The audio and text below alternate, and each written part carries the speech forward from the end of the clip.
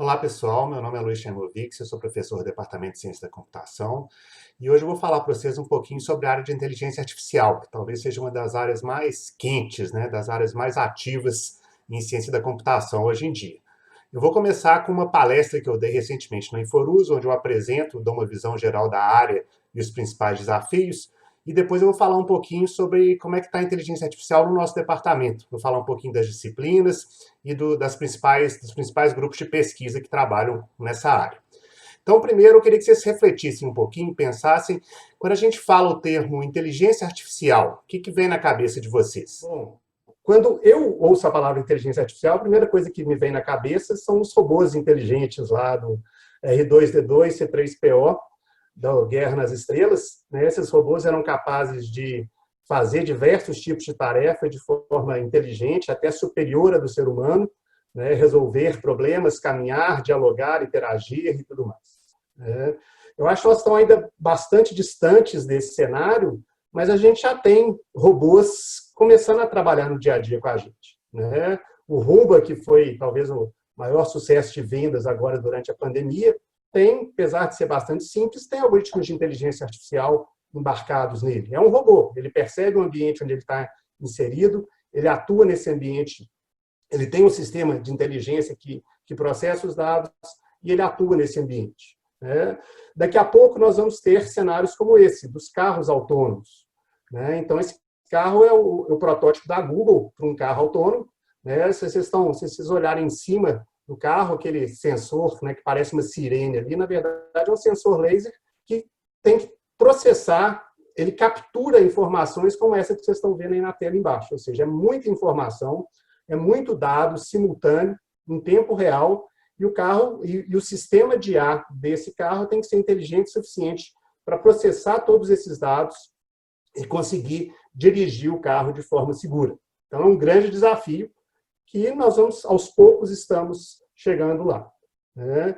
Mas, além da robótica, eu acho que a IA hoje está presente nos mais diversos ramos, nos mais diversos temas, né? Que eu coloquei só alguns exemplos, se eu fosse colocar mais, nem ia caber no slide. A gente tem, né, os trader bots na Bolsa de Valores fazendo, né, o high frequency trading, ou seja, hoje em dia não tem mais aquela coisa de você ficar lá, compra e vende ação. Vai ter um software fazendo isso para você e muitas vezes usando sistemas inteligentes. Né? Os bots do Twitter postando mensagens, postando fake news, né? Fazendo todo o estardalhaço que a gente tem visto por aí. Os sistemas de recomendação, como o sistema da Netflix, que vai tentando conhecer o usuário e propondo, né, quais filmes mais se encaixam para aquele usuário. À direita, a gente tem, né, o assistente pessoal da Google, você tem os assistentes pessoais da Apple, da Microsoft, todos tentando, né, ser um companheiro, ser um assistente mesmo, e cada vez fazendo coisas mais impressionantes no auxílio às pessoas. Sistemas, né, de visão computacional, que hoje talvez é a área que está mais evoluindo e mais dependendo de sistemas de IA, né, que você consegue fazer reconhecimento de objetos, reconhecimento de face e vários outros tipos de coisa. E os jogos digitais, que é uma área que eu gosto e eu trabalho, né? Ou seja, sistemas de IA para jogos que conseguem derrotar os seres humanos nos jogos mais complexos, hoje em dia já é uma coisa comum. Né? Agora, por que a inteligência artificial está nesse hype todo? O que aconteceu? Né? Que tempestade perfeita que a gente está vivendo que levou a todos esses desenvolvimentos na inteligência artificial? Bom, são 3 pontos principais. Né? Primeiro, a gente está tendo uma quantidade massiva de dados que a gente nunca teve. Né?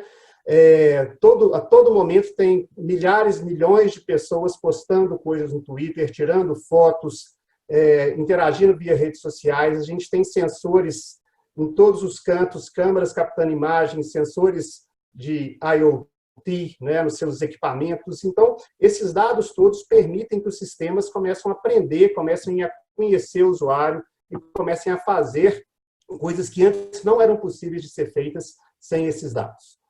Outra coisa que nós estamos vivendo é o aumento do poder computacional. Né? Isso é uma tendência que sempre ocorreu, né? A lei de Moore, que a gente dobra a nossa capacidade de processamento a cada 1 ano e meio, 2 anos, continua valendo.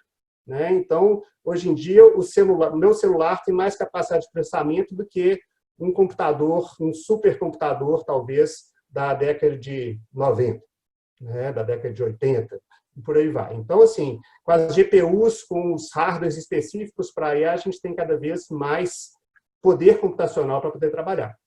E, é claro, a evolução dos algoritmos, né? Então, a gente tem os cientistas da computação do mundo todo têm trabalhado muito na IA, e, com isso, os algoritmos têm evoluído, e a gente tem conseguido fazer coisas que antes não eram possíveis de ser feitas, né? Então, aqui dá um exemplo clássico de um sistema de IA, uma rede neural, né? Uma rede neuronal, que tenta replicar funcionamentos do cérebro, né? Você tem um conjunto de neurônios, e esses neurônios vão ser ativados de acordo com as imagens que estão sendo vistas aqui, né? Então, você vai treinar esse sistema fornecendo um montão de entradas conhecidas para esse sistema, um montão de fotos falando se é um cavalo, se é um carro, se é um cachorro, se é um avião, e o sistema vai aprender a generalizar, de forma que você vai apresentar para ele uma imagem que ele nunca viu e ele vai te falar o que é. Esse é um exemplo simples, né, de uma aplicação de IA, mas cada vez mais a gente está tendo mais aplicações, e como foi falado no painel, aplicações disruptivas, né? IA é uma área que permite isso. Agora, até agora, eu ainda não defini o que é inteligência artificial. Eu falei várias coisas, mas ainda não defini. O que é inteligência artificial? Bom, eu não defini porque é realmente difícil de definir. A gente não tem uma definição clara de o que é inteligência artificial. Mas os sistemas de inteligência artificial, eles têm algumas coisas em comum. A primeira delas é que eles possuem capacidade de tomar decisão de forma autônoma.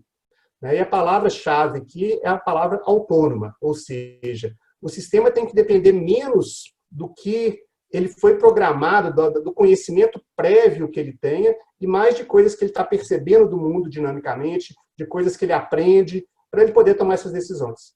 Isso serve para um carro autônomo, que tem que decidir, baseado nos sensores que ele está recebendo, se ele tem que frear, se ele tem que acelerar, se ele tem que virar à direita ou à esquerda, mas também para um sistema de mineração de dados, de processamento de dados, que vai começar a fazer inferências que ele não foi programado para fazer, né? As inferências ele vai conseguir, analisando aqueles dados encontrar relações que talvez o programador não tinha enxergado, né? Então, as coisas vão emergir, esse conhecimento vai emergir de forma autônoma.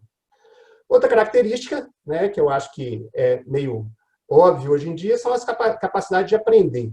Possuem mecanismos de aprendizado, né? Então, muitos sistemas começam sem saber absolutamente nada, e você vai fornecendo dados para o sistema, e o sistema vai aprendendo exatamente a encontrar relações, a tomar decisões, baseado em experiência prévia. E aí tem vários tipos de aprendizado, né? Supervisionado, não supervisionado, por reforço, e as várias derivações a partir daí.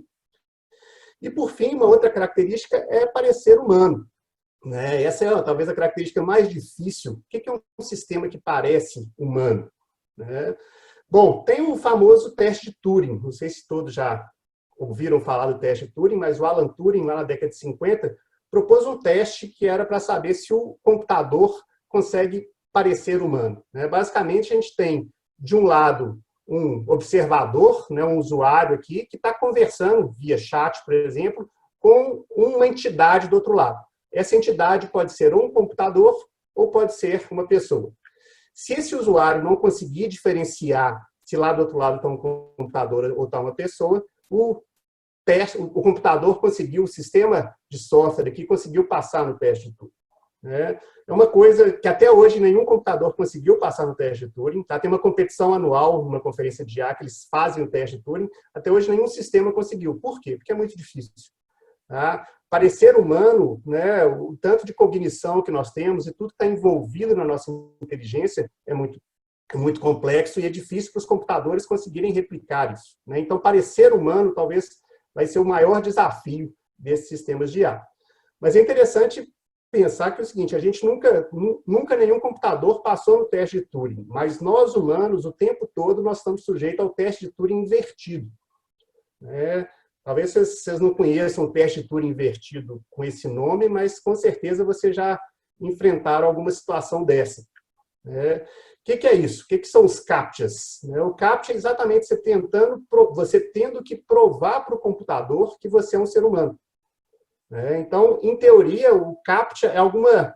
aparecem essas frases aí, essas letras cheias de rabiscos, que é uma tarefa que ainda é difícil para os computadores fazerem, que ainda é difícil para os sistemas de IA fazerem, e o ser humano consegue fazer. Se bem que tem vezes que é muito difícil, nem o ser humano consegue passar num CAPTCHA.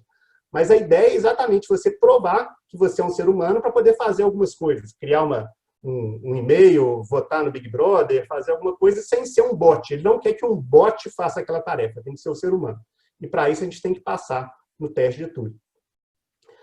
E aí a gente tem, talvez, uma outra definição de inteligência artificial que é interessante, a gente falar da inteligência artificial fraca, do weak AI, versus a inteligência artificial forte, do strong AI, também chamado de inteligência artificial genérica. Bom, o weak AI é o que a gente tem hoje, ou seja, a gente tem IA, inteligência artificial, em aplicações bem específicas. Eu tenho um sistema que joga xadrez e é melhor do que o ser humano. Eu tenho um sistema que é capaz de detectar câncer de pele, que já está superando os médicos, e assim vai. Ou seja, os computadores demonstram essa inteligência que é até superior aos seres humanos, mas em certas tarefas específicas que dependem de muito treinamento.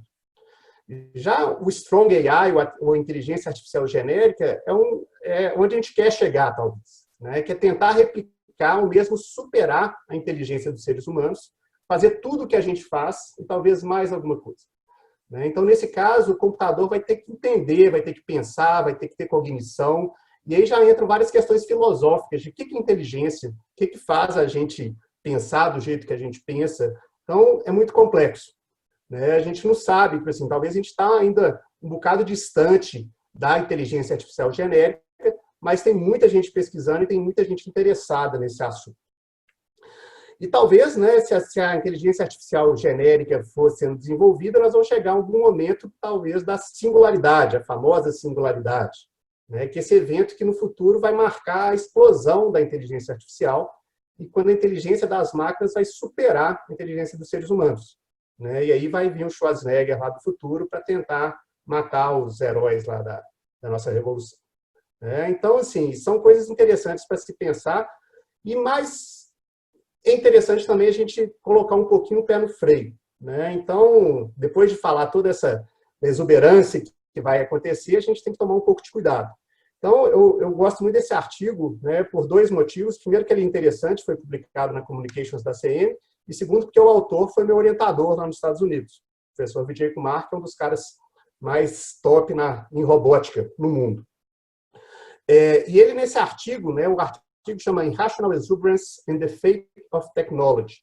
Ele levanta alguns poréns, algumas coisas que a gente tem que começar a pensar. Por quê? Nós estamos vivendo um hype. A inteligência artificial, tem gente que acha que vai ser a solução de tudo. E a gente tem que tomar cuidado e ir dando os passos certos a cada momento. Então, algumas coisas que são faladas nesse artigo. A primeira coisa é o seguinte: apesar de todas as notícias que você vê e tudo mais, os vídeos dos robôs pulando, interagindo, etc., os robôs atualmente não têm a destreza, têm destreza menor do que uma criança de 3 anos. O processo de manipulação, você pegar objetos com a mão do ser humano, assim, eu consigo pegar uma garrafa d'água com uma certa força, consigo pegar meu celular com outra força. Para um robô fazer isso é muito difícil, só com base no olhar. Só de ver a garrafa, eu sei que é um plástico, eu sei que eu tenho que pegar de uma forma. Para um robô é muito complicado. Tem vários... a gente, de acordo com as previsões, a gente já devia ter carros autônomos. E a Uber, na verdade, falou que ia ter carros autônomos voadores, que iam ser alimentados por energia limpa em 2023. Só que para ter isso, a gente tem que mudar algumas coisas da física e da química para permitir baterias leves suficientes para poder fazer um carro voar e tudo mais. Então, assim, vive-se um hype, que qualquer coisa é solução. E outra coisa que é ligada a essa questão filosófica que eu falei, a gente não está fazendo um progresso significativo em entender a inteligência, em saber o que é inteligência. Ou seja, estamos fazendo sistemas que aprendem com um montão de dados, mas esses sistemas estão tendo muito sucesso, talvez simplesmente porque a capacidade de processamento está aumentando. né? Então, será que a gente fez algo além do que a lei de Moore está nos permitindo? Né? Então, assim, são questões interessantes para se pensar. E outra coisa, esse FATE aqui, na verdade, é uma sigla para essas 4 palavrinhas aqui, que também são bastante relevantes de se pensar. Fairness, Accountability, Transparency and Ethics. Né? Então, são palavras-chave que a gente tem que pensar se os nossos sistemas de IA, os sistemas que estão sendo desenvolvidos, eles estão levando isso em consideração.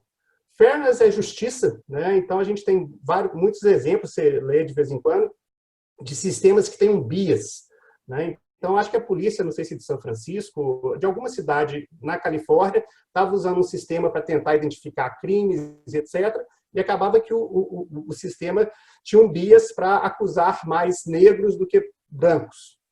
Né? Então, assim, o sistema tinha um bias, mas a nossa sociedade tem um bias, nossa sociedade tem esse problema também. Então, o sistema estava simplesmente representando os dados que foram treinados para ele. O sistema foi treinado dessa forma, então ele estava agindo dessa forma. Então, a gente tem que tomar cuidado se os sistemas de IA vão estar sendo treinados de forma justa. Né? A segunda palavra, accountability, né? O pessoal da direito que gosta, né, de direito que gosta muito disso, assim, de quem é a culpa? Né? O pessoal do direito eu participei de um painel lá na Escola de Direito, que a gente discutiu, né, direito e inteligência artificial. A filosofia do direito, você tem que ter um culpado, um sujeito para você pôr a culpa. Né? Agora, se um carro autônomo atropela alguém, de quem que é a culpa?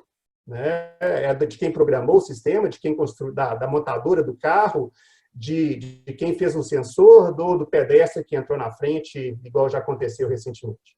Né? Então, assim, vai ser uma discussão complicada de quem vai ser, cada vez mais que os sistemas vão estar sendo utilizados em situações críticas, de quem vai ser o sujeito aí para você trabalhar. Transparência, então você quer entender por que o sistema está tomando aquele tipo de decisão, e isso está cada vez mais difícil.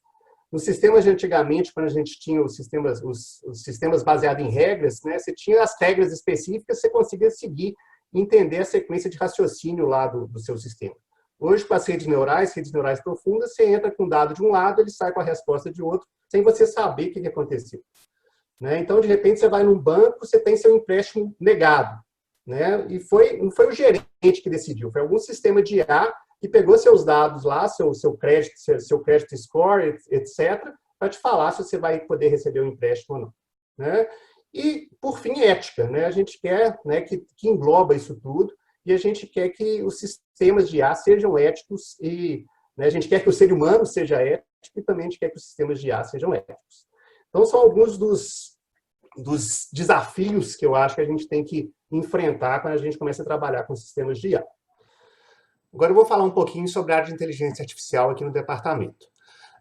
O principal livro acadêmico na área de inteligência artificial é o livro do Russell e do Norvig, né, que é Artificial Intelligence: A Modern Approach. Divide a inteligência artificial em 6 grandes áreas. Né? A parte de resolução de problemas, parte de apresentação do conhecimento, raciocínio lógico e planejamento, a parte de raciocínio e probabilístico e tratamento de incerteza, a parte de machine learning, aplicações, e o livro começa, na verdade, com a parte de agentes inteligentes, que talvez é a base de todo esse conteúdo que o livro trabalha. E aqui no departamento a gente tem disciplinas cobrindo quase todas, ou praticamente todas essas áreas. Né? Primeiramente, a gente tem uma disciplina que é uma disciplina nova no currículo do curso de Ciência da Computação. Ela é obrigatória, ainda não é no curso de Sistemas de Informação, mas talvez passe a ser, que é uma disciplina chamada Introdução à Inteligência Artificial. Ela é uma disciplina de 30 créditos que o pessoal da ciência... de 30 horas, 2 créditos, que o pessoal da Ciência da Computação faz, se eu não me engano, no 6º período. Né? E a ideia dessa disciplina é exatamente dar uma visão geral sobre todas essas áreas. Né? Então, tem algumas aulas sobre agentes inteligentes, resolução de problemas, representação do conhecimento, até chegar em machine learning, em ter um trabalho sobre as aplicações de IA. Com isso, a ideia é dar uma base para os alunos poderem depois especializar, quem tiver interesse, em cada um desses temas, nas diversas disciplinas optativas que a gente tem. Né? Então, a gente tem várias disciplinas optativas que cobrem vários desses aspectos com mais profundidade. Né? Então, por exemplo, tem uma disciplina que eu que eu mesmo ministro, na verdade, ela está um pouco suspensa, mas eu vou reeditá-la, que chama Agentes Inteligentes, que dá uma visão sobre essa área de agentes inteligentes, fala um pouquinho de tratamento de certeza e também sobre aprendizado por reforço, que é uma técnica específica e bem interessante que a gente usa em jogos e robótica. Tá? Mas, além disso, tem várias outras disciplinas. Então, por exemplo, na área de aprendizado de máquina, que talvez é a área mais quente, né, a mais ativa da parte de inteligência artificial, a gente tem a disciplina de aprendizado de máquina, computação natural, aprendizado profundo, causalidade, Human-Centered Machine Learning, Automated Machine Learning, e por aí vai. Cada semestre surge uma nova disciplina de tópicos na parte de inteligência de machine learning. Tá? Na parte de modelagem probabilística, a gente tem modelos gráficos probabilísticos, fundamentos estatísticos para a ciência dos dados. Na parte de aplicações, tem diversas, toda a parte de visão computacional, robótica, mineração de dados, processamento de linguagem natural, sistemas de recomendação. Então, as várias disciplinas que a gente tem no departamento cobrem, tá, todo esse espectro em termos de pesquisa. Aqui tem uma lista relativamente atualizada dos laboratórios de pesquisa do Departamento de Ciência da Computação. Né? Vocês estão tendo várias palestras onde os professores têm apresentado algumas dessas áreas de pesquisa e vários desses laboratórios têm trabalhado com temas relacionados com inteligência artificial. Desde aplicações como, né, visão computacional, recuperação de informação, até pesquisa básica mesmo em aprendizado por reforço, aprendizado de máquina, entre outras coisas. Né? Então, eu marquei alguns deles, né, por exemplo, na parte de análise e modelagem de desempenho, a parte de jogos, né, que é uma área que eu trabalho mais diretamente, tratamento de informação, bioinformática, computação social, nanocomputação, a parte de visão computacional, que é trabalhada tanto no Patrel, no Smart Sense e no Verlab, né, o SPEED, que tem trabalhado também com diversos tópicos relacionados à mineração de dados, computação natural, e na parte de redes também, redes sociais, ou seja, os laboratórios de pesquisa aqui do departamento cobrem um grande espectro de temas e vários desses temas são relacionados com a inteligência artificial, então cada vez mais ligados com a inteligência artificial. Né? Uma coisa que tem acontecido é que a inteligência artificial está entrando em quase todas as áreas da computação. Então, independente da área específica que você vai trabalhar, você vai acabar trombando com algoritmos inteligentes, com sistemas inteligentes. Falando agora um pouquinho sobre as minhas áreas de pesquisa, né, eu trabalho com inteligência artificial aplicada principalmente à robótica e a jogos digitais. Né? Então, estou ligado ao Verlab, que vocês ainda devem ter uma palestra sobre o Verlab, né, que é o Laboratório de Visão Computacional e robótica, e também ao Jota. Né? Jota é o nosso laboratório multidisciplinar de pesquisa em jogos. E o interessante é que no contexto de agentes inteligentes, a gente consegue ligar essas coisas. Eu fiz meu doutorado em robótica, né, inteligência artificial aplicada à robótica, e quando eu comecei como professor aqui no departamento, tinha um projeto de jogos e eu comecei a estudar um pouquinho sobre a inteligência artificial que é usada em jogos digitais. E existe uma grande interseção de coisas aqui, né? E essa interseção se dá no contexto de agentes inteligentes. Então, eu vou falar um pouquinho para vocês de o que é um agente inteligente e dar dois exemplos de aplicações que a gente tem feito nessa área. Mas o que são agentes inteligentes? Basicamente, um agente inteligente é uma entidade que percebe um ambiente que ele vai estar imerso utilizando seus sensores e ele vai atuar nesse ambiente utilizando seus diversos atuadores. E a gente tem vários exemplos de agentes inteligentes. Por exemplo, o ser humano é um agente inteligente. A gente tem vários sensores, a visão, o tato, a audição, e a gente pode atuar no mundo utilizando, por exemplo, nossas mãos, nossa fala, nossas pernas e assim por diante. Um robô também é um agente inteligente. Né? Ele vai ter vários sensores como laser, sonar, e vai ter vários atuadores, os manipuladores, as suas rodas. E no contexto de jogos? No contexto de jogos, a gente vai trabalhar com basicamente dois tipos de agente. A gente pode pensar num agente de mais alto nível, que pensa na estratégia global de um jogo, como aqui no caso do xadrez, a gente pode pensar num jogador de xadrez, que vai observar todo o estado do tabuleiro e vai definir qual a jogada que esse agente tem que fazer. Ou no caso dos jogos gráficos, como o Mario, por exemplo, o nosso agente vai ser o próprio personagem do jogo, nesse caso, o próprio Mario. O Mario vai estar percebendo o ambiente usando seus sensores virtuais e vai estar agindo nesse ambiente. Vai estar pulando, vai estar atirando, vai estar tomando diversas decisões para ele poder avançar nas diversas fases do jogo. Para finalizar, eu vou apresentar brevemente dois projetos da aplicação de agentes inteligentes em robótica e jogos digitais. Em um dos projetos, nós estamos utilizando técnicas de aprendizado por reforço e seleção de estratégias em jogos complexos, como é o caso dos jogos RTS ou Real Time Strategy. Esses jogos têm grandes espaços de estados e ações e, em geral, são muito difíceis para agentes inteligentes. Usando aprendizado por reforço, os agentes aprendem a selecionar as melhores estratégias para cada situação do jogo, obtendo um bom desempenho. Nesse vídeo, a gente está mostrando o Megabot, que foi um bot que a gente desenvolveu utilizando essa abordagem e que conseguiu um bom desempenho numa competição recente. Já no contexto da robótica, a gente tem trabalhado com enxames de robôs, que são grupos de robôs mais simples, que não têm muita capacidade individual, mas trabalhando de forma coordenada, eles podem realizar diferentes tarefas. Nesse vídeo, a gente está apresentando um algoritmo de navegação segregada, no qual os robôs devem navegar pelo ambiente, se mantendo próximos uns dos outros e desviando dos outros grupos. Então, a gente conseguiu ver, por exemplo, no vídeo à direita, um algoritmo em funcionamento, onde 4 grupos conseguem manter uma navegação segregada. Esse algoritmo é bastante escalável, então a gente consegue fazer ele funcionar com mais grupos, como nesse caso, onde a gente mostra 10 grupos diferentes navegando no mesmo ambiente e mantendo a segregação. Além dessas simulações, a gente também fez experimentos reais. Então, indo mais para frente aqui no vídeo um pouquinho, né, a gente mostra alguns experimentos que a gente fez com os robôs do Verlab, do Laboratório de Visão Computacional e Robótica. Então, a gente repete os mesmos experimentos que a gente fez em simulação, utilizando robôs reais. Reais, onde você tem todos os problemas de incerteza com relação à localização, com relação à leitura dos sensores, entre outras coisas. Então é isso, pessoal. Espero que vocês tenham gostado da palestra e aqui embaixo está meu e-mail se vocês quiserem me contactar.